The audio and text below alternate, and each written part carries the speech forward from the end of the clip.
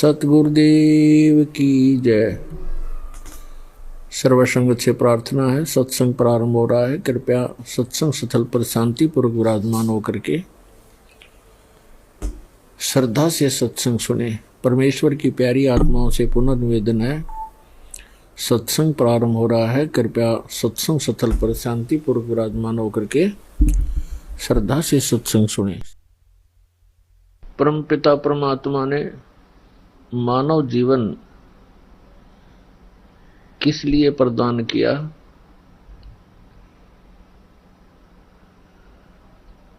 इसकी क्यों आवश्यकता पड़ी। 84 लाख प्रकार के प्राणी हैं, उनमें से एक मानव शरीर उनसे भिन्न है।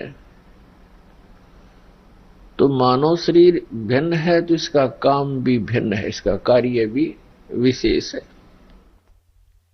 वह विशेष कार्य क्या है? इस मानव शरीर के अंदर ये प्राणी परमात्मा प्राप्ति कर सकता है, मोक्ष करा सकता है, जन्म और मृत्यु के इस बंधन से सदा के लिए मुक्त हो सकता है। उसके लिए कौन कौन सी क्रियाएं हैं, कौन से साधन हैं जो एक साधक को अपनाने चाहिए, करनी चाहिए, जिनके करने से उसका मोक्ष हो जाए। तो उसके लिए हमने सत्संग सुनने पड़ते हैं, सदग्रंथों का अध्ययन करना पड़ता है। लेकिन जनसाधारण के पास इतना समय नहीं होता कि वो सदग्रंथों का अध्ययन स्वयं कर सके और उसका निर्णय कर सके। इसलिए धार्मिक गुरुओं की आवश्यकता पड़ी। उन गुरुओं को केवल यही कहा गया था कि आप जी सदग्रंथ का अध्ययन करो, उनको पढ़ समझ कर फिर हमें ज्ञान कराओ। इसलिए उनको दक्षिणा रूप में पैसे, आटा, दूध, घी आदि सब देने लगे ताकि ये अपना निर्वाह भी कर सके और पूरा समय सदग्रंथों के अध्ययन में लगा सके।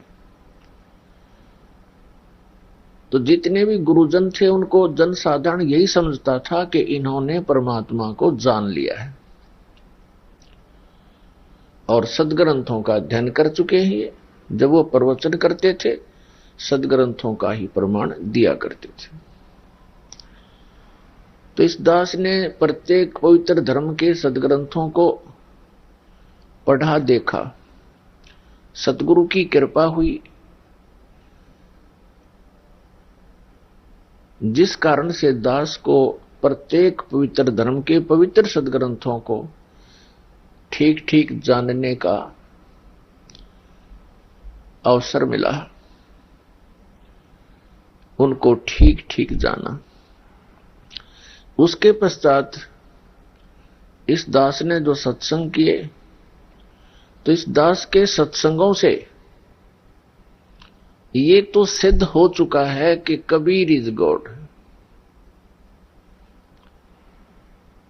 तो ये भोले श्रद्धालु अब ये सोचने लग गए हैं कि ये जी कबीर जी ही परमात्मा हैं, क्योंकि वो तो सर्व प्रमाणित हो चुके हैं। इस दास ने सैकड़ों प्रमाण देकर के सिद्ध कर दिया है कि कबीर इज गॉड, कबीर परमात्मा है, परम अक्षर ब्रह्म है।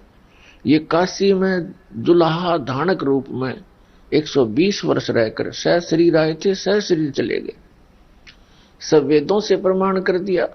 उन जिन महापुरुषों ने परमात्मा का साक्षात्कार किया, उनकी अमर वाणी से हमने यह सिद्ध कर दिया कि परम पूज्य कबीर देव जी ये परम अक्षर ब्रह्म है, ये परम पुरुष है, ये सतलोक में भी इसी रूप में है, नर आकार है।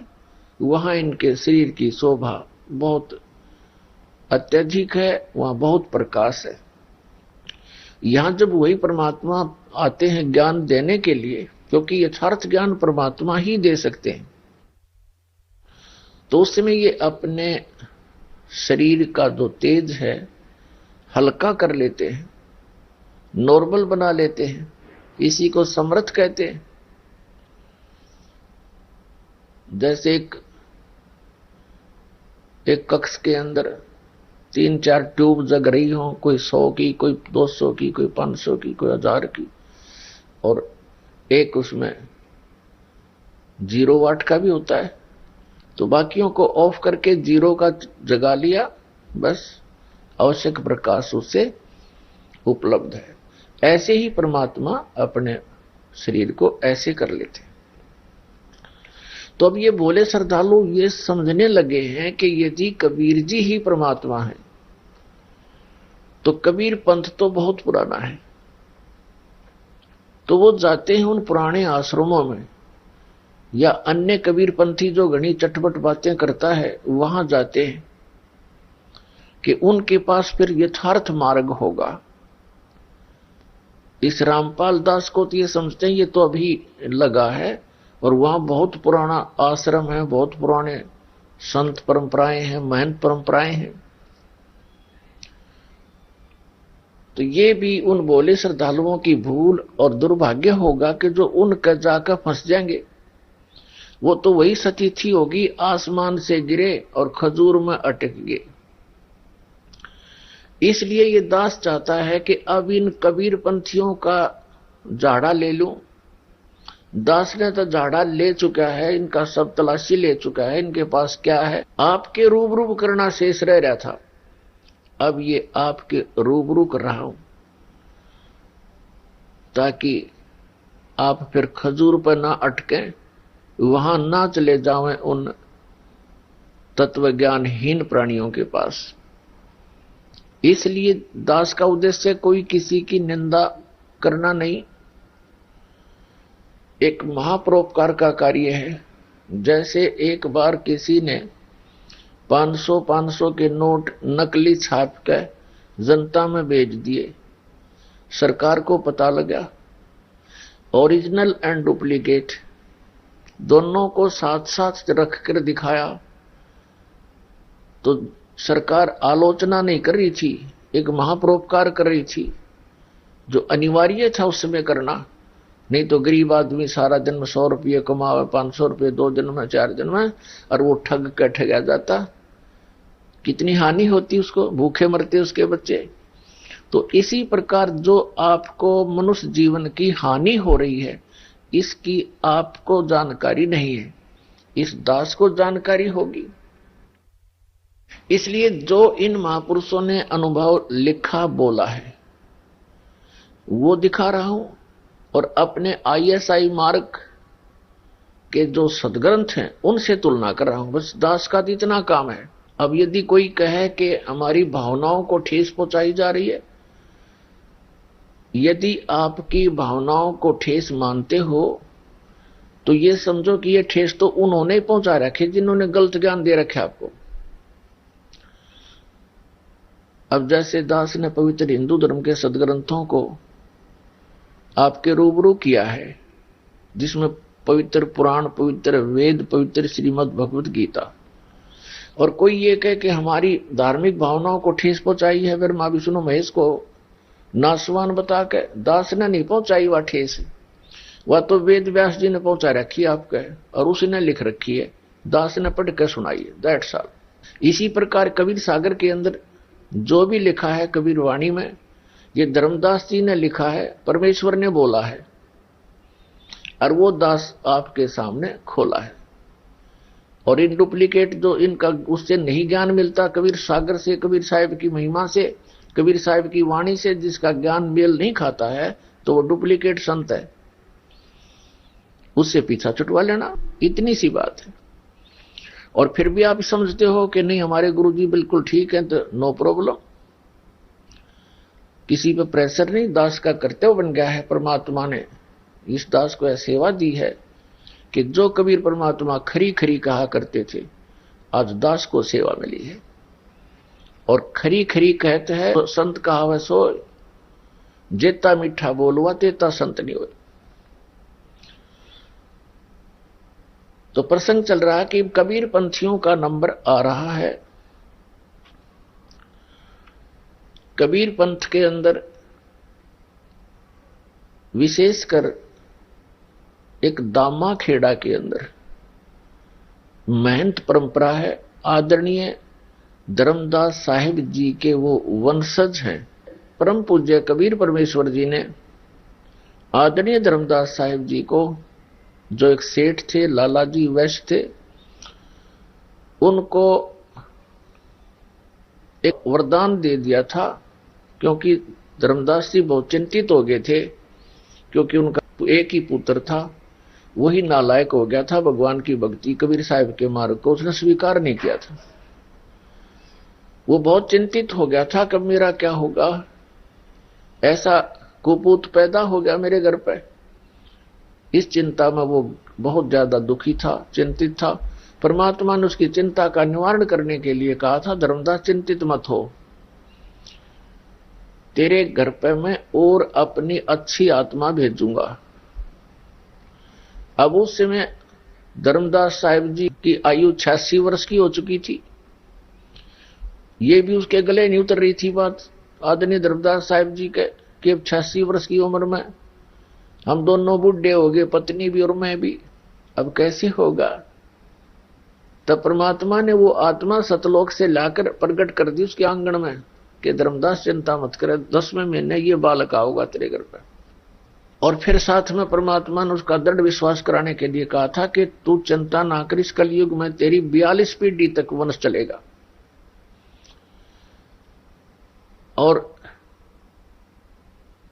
उस 42 पीढ़ी में तू ऐसा करना, इनको परमात्मा के नाम से, जो मैं तुझे बताता हूं, इस नाम से लगा के रखना, ये पार भी हो जाएंगे। फिर चिंता बनी कि ये मेरे वंश पार भी हो जाएंगे। धर्मदास जी ने कहा तो परमात्मा ने कहा कि पार होंगे नाम से, सतनाम और सार नाम से। पूरे प्रोसेस को अपनाएंगे, मेरे वचनों का पालन करेंगे, तो तेरे वंशज भी पार होंगे और भी कोई भी नाम लेगा वो भी पार होगा। तो अब उन दामा खेड़ा वालों ने ये एक भ्रमणा फैला रखी है कि जो दामा खेड़ा से नाम लेगा, यानी धर्मदास जी के वंशजों से, वही पार होगा। नहीं, परमेश्वर कबीर साहब ने धर्मदास जी से कहा था कि 5 पीढ़ी तक तो तेरा ये प्रोसेस, जो नाम मैं तुझे बताऊंगा, 5 नाम का मंत्र दिया था परमात्मा ने। प्रथम मंत्र जो दास आपको देता ओनली, और 6ठी पीढ़ी के अंदर उस मंत्र का भी लोप हो जाएगा। और जिस कारण से आगे तुम देख लेना, क्योंकि वो फिर रास्ता बदल जाएंगे, तो उनका किसी का कल्याण नहीं होगा। कल्याण होगा जो मेरे वचन का पालन करेगा और जिसके पास ये 5 नाम, सतनाम और सार नाम, ये 3 टाइप का मंत्र है ये। और इसको 3 ही बार में प्रदान किया जाता है। जितने भी कबीर पंथी हैं एक ही बार में दीक्षा देते हैं।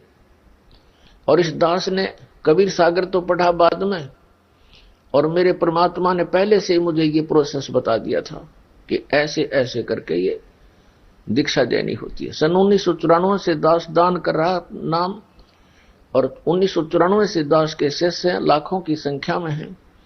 उन सबको मालूम है किस प्रकार ये नाम दान दिया जाता है। यानी दीक्षा का प्रोसेस कितनी बार में पूरा होता है? 3 बार में होता है।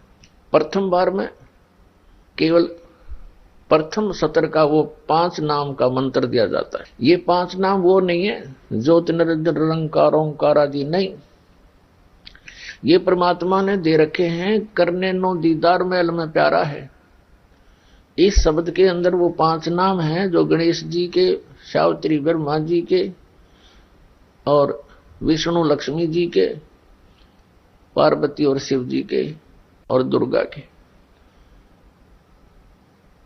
तो वो 5 नाम इसलिए दिए जाते हैं, वो उनकी पूजा नहीं होती, क्योंकि हमने स्वदेश जाना है। हम यहाँ दूसरे देश में आकर के, विदेश में, यहाँ सत साधना ना करके कंगाल हो गए, तो नाम की कमाई करके हम इन कमलों से बरी होते चलेंगे। इस मंत्र के जाप से इतनी कमाई बनेगी आपकी भक्ति की कि आप इन कमलों में बैठे जो प्रधान हैं, गणेश जी, ब्रह्मा जी, विष्णु जी, शिव जी और दुर्गा जी, तो इनका हमारे ऊपर ऋण है। इस नाम की मजदूरी से हम इनकी कमाई करके इनसे नोडू सर्टिफिकेट लेंगे। ये तो प्रथम सत्र का मंत्र है। ये पहले 5 नाम ही परमात्मा ने देने का आदेश दिया था। अब दास को इसके साथ साथ 2 मंत्र और दिए हैं, क्योंकि वो समय अलग था। उस समय ये दो मंत्र हैं, प्रथम और लास्ट, इसलिए नहीं जाप कर पाते वो लोग, क्योंकि उस समय परमात्मा हाजिर थे और वो प्रकट नहीं हो पा रहे थे, क्योंकि लोग उनके ज्ञान को सुन नहीं रहे थे। उसके बाद दूसरी स्थिति में दूसरी बार जो सतनाम दिया जाता है वो 2 अक्षर का होता है। एक उसमें ओम मंत्र है, ये सरपुरुष अर्थात ब्रह्म का है, और दूसरा उसमें तत्व है जो धर्मदास जी को परमात्मा कबीर जी ने यही सतनाम दिया था 2 मंत्र का, और वो अक्षर पुरुष का है जिसको परब्रह्म भी कहते हैं। सरपुरुष के इस ब्रह्म के 21 ब्रह्मांड हैं और अक्षर पुरुष के 7 संख ब्रह्मांड हैं। और तो तीसरी बार 2 मंत्र दिया जाएगा जब सतनाम की कमाई बहुत हो जाएगी आपकी, उसके बाद तीसरा मंत्र वो सार नाम, जिसे आदि नाम, जिसको सार शब्द कहते हैं, जिसको नी शब्द कहते हैं, जिसको शब्द विधेय कहते हैं। जैसे सतनाम के जो 2 अक्षर का जाप है वो श्वास उश्वास से है, लेकिन सार शब्द का सिमरन केवल सुरती से होता है, सुरत और निरत से।